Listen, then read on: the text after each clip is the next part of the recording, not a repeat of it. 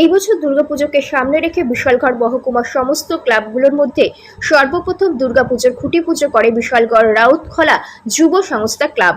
মঙ্গলবার বিশালগড় রাউতখোলা যুব সংস্থা ক্লাবের দুর্গাপূজার সম্পাদক সভাপতি এবং কোষাধ্যক্ষ মৃন্ময় সাহা, অনিমেষ সাহা, দেবজিৎ সাহা এবং ক্লাব সম্পাদক সৈকত সাহা সহ ক্লাবের সমস্ত কর্মকর্তারা জানিয়েছেন, এবারের দুর্গাপুজোর থিম হবে মিশরের পিরামিড। মূর্তি, প্যান্ডেল, লাইটিং সবকিছু থাকবে কলকাতার। কলকাতার শিল্পীরা তৈরি করবে মিশরের পিরামিড।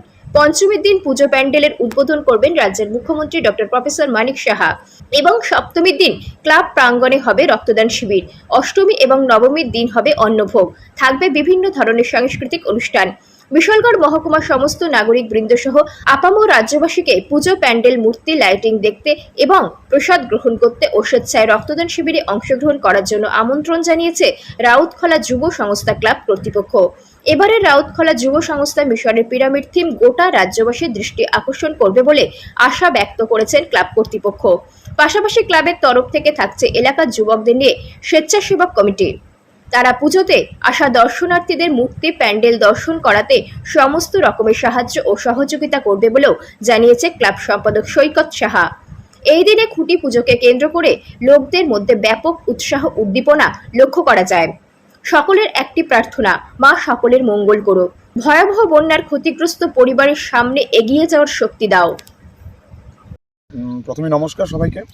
আজকে আমাদের রাউতখোলা যুব সংস্থার এই বছরের পুজো যে আয়োজন আমরা নিয়েছি, সেই উপলক্ষে আজকে আমরা আমাদের এই মণ্ডপের খুঁটি পূজা আমরা করেছি।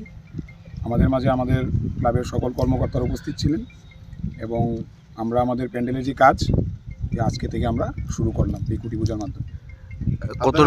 আপনারা হয়তো অবগত আছেন, কিছুদিন আগে আমার প্রবল বর্ষণের ফলে যে বন্যা হয়েছে, যে ক্ষতিগ্রস্ত হয়েছে আমাদের এরিয়া, আমরা হয়তো বা আপনারা এটাও জানেন, কিছুদিন আগে আমরা প্রেস কনফারেন্স করেছি এবং এবছরের পুজোর কী থিম আছে।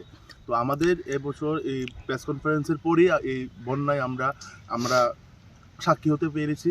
তাই আমাদের এবার পূজার সব কিছু সামঞ্জস্যর মধ্যে যে বাজেট আছে, আমরা চেষ্টা করব এর থেকে কিছু কমিয়ে আমাদের এবছরের পূজাটা আমরা সম্পূর্ণ করার জন্য। সকলের কথা চিন্তা করে। নমস্কার।